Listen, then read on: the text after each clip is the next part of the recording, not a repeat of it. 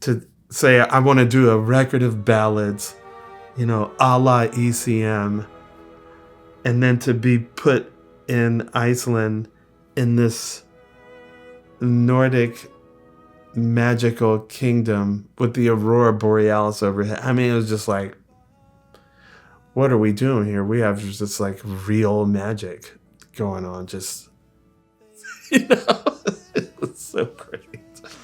I truly think you can hear it on the record. I think you can hear it.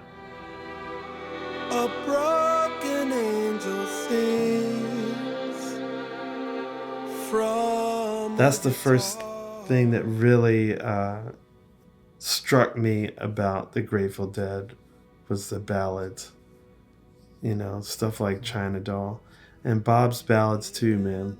Looks Like Rain and Black Throated Wind are just, they're timeless, And I feel like the way their songs are constructed, especially the original stuff, I think it's really ripe for interpretation by jazz musicians.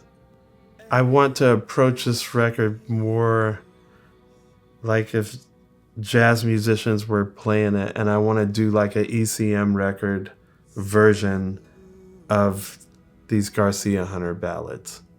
So when we got to Iceland, I was like, this is the exact landscape that I see in my head when I listen to ECM records. On this record, a lot of the songs that I do, I accidentally found like some new part and I put it on the end of the song, and that's what we solo over. So the songs don't end like the original Grateful Dead songs end. They end with this other part that was kind of extrapolated out of that song. It was either something I did by accident or something I heard and tried to find. But those ballads, man, they're really, that's where I kind of plugged in. In the end, there's still that song. So when? December. Oh, December in Iceland? For real? Oh, dog, man. Like, shoot. They say 22% of the country believes in elves. I think it's a lot more than that because they live with them.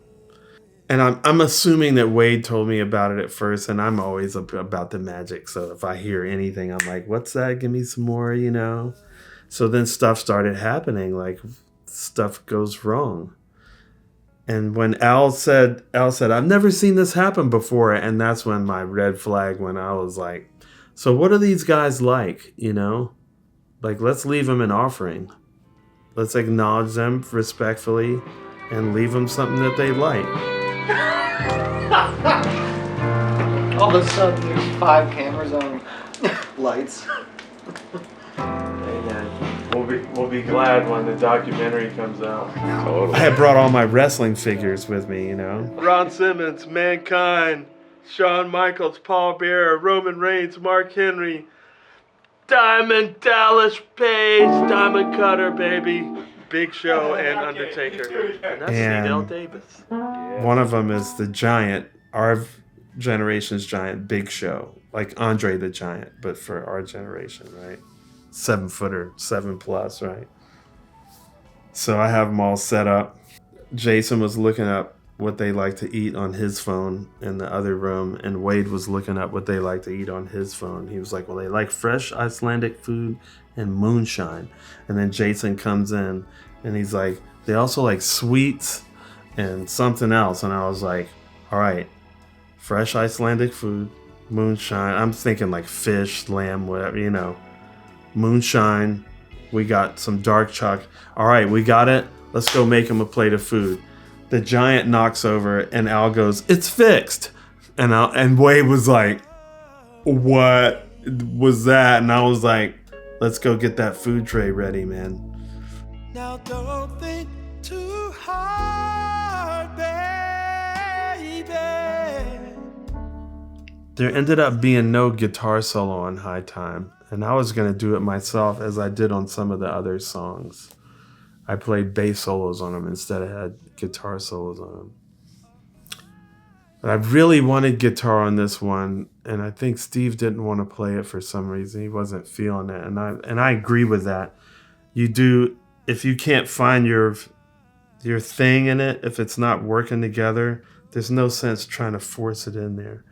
But I tried it myself and didn't, the same way. I asked this young man, Jaden Lehman. He came over my house for a lesson one time. And I said, okay, let's play together so I can see where you're at. So we played Birdsong together. And I was like, you don't need lessons from me, man. Like, I actually could use you on a couple gigs. So I was like, man, you want to take a stab at this? Well, at the same time, I'd talked to Al, probably even before I talked to Jaden. Because Kofi, the last 2 gigs that I played with my big brother Kofi before he passed, one of them was on his birthday. And it was with my band. It was the first time that Kofi played Grateful Dead or Jerry Garcia band music. And the crowd went apeshit. And he did this flute solo on High Time that the crowds went nuts on. I had told Al, I was like, I couldn't remember where he soloed in it. And I was like, it would be so great if that flute solo fit and if somehow you could pull it. We were thinking it was multi-tracked. And then the guy that recorded it, we called him Phil Harris. He said, no, it wasn't multi-tracked. And I was like, shit.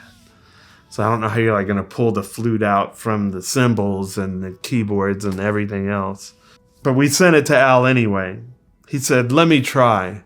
It was funny because the day that I asked Jaden and Pete were over the house and I was playing them the record. And I said, this solo's still empty. I said, do you want to take a stab at it? Because the idea came to me with him sitting there. I was like, he could play this. I was like, oh.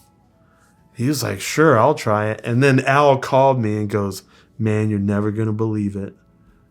And I was like, what? Don't tell me that you could separate that flute from everything else. And also, what did you do with the changes? He goes, I just pulled it down when it conflicted and I left it up when it didn't. And he said, you got to hear it. So literally, we all listened together. And I'm sure Jaden was like, well, fuck, there goes my chance to play it, And I just was in tears. I just couldn't believe it. But days later, I was like, from my initial idea of hearing Jaden play it, I still wanted to hear him play it. And so many jazz records that I have now that are like reissues of an original record, they would put alternate takes on the CD. So I was like, why can't we do that? I have Kofi's version and have Jaden's version. And I like them both. Like I have both in my head. Like what Jaden played on there is amazing. I'm like, this little bastard's 18 years old and he's doing that, like, wow. That's the thing. That's why I believe in magic, because you see things like his level of maturity is not that of an 18-year-old. It's like that of a 40-year-old. That's impossible, And that's what Bruce was always trying to teach me about, which is the impossible. It turns out there is nothing that's impossible.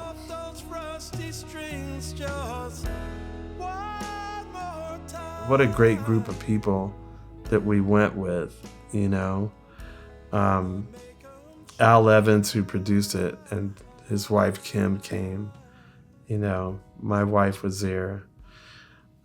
We had both Kimocks, Steve and Johnny.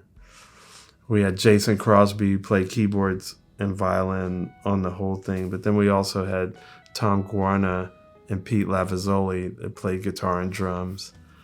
And then our secret weapon at home was Adam Tenenbaum, who used to do all the sounds for Mickey for drums in space and those loops and stuff. So a lot of the Icelandic elf magic sound, a lot of it came from Adam Tenenbaum. Adam, boy. Woo! Dog, that stuff is...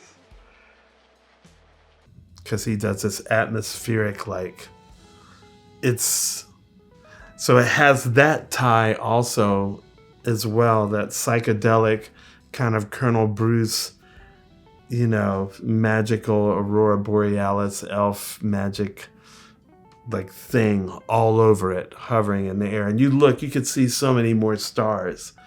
Like you're in heaven when you're there. It's right there,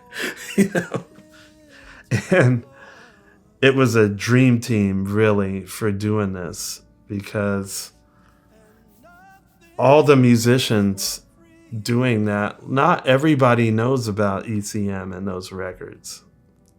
All of those musicians know about that and where my head is going. And that's seminal for me. This is like when I started playing, even before I started playing bass, when I was playing drums.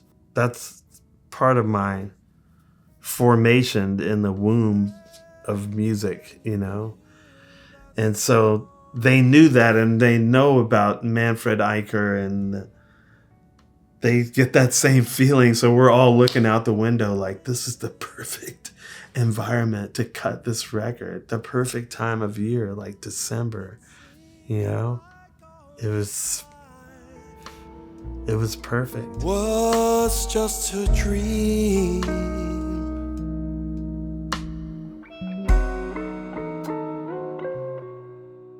And I also had all this emotion from all the Pisces moon stuff that Bruce would say, from my brother passed away, Kofi passed away, Colonel Bruce passed away, like all these people, the Allman Brothers, God's Butch Trucks, and Brian Farmer, and Pappy. Like I could go just on all those people that passed away, and there was just like lists of different families, areas of my life where people were dying. It's just like,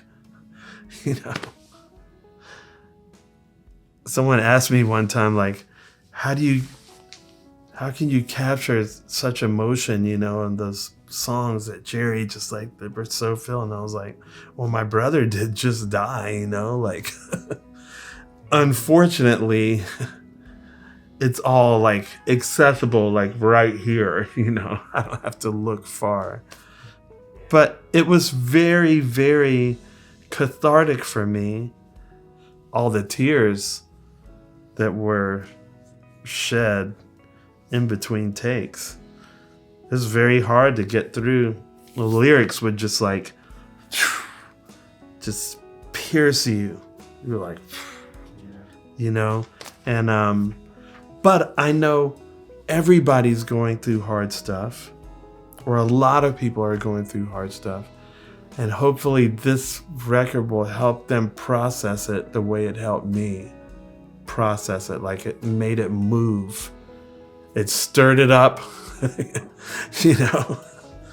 it's like, well, now what are we going to do? Is it going to drop you, or are you going to move it out, And so I was able to use all of it to sing these songs and to play them. And you hear it, man. It was quite an experience. Not like any other record I've done, I can tell you that.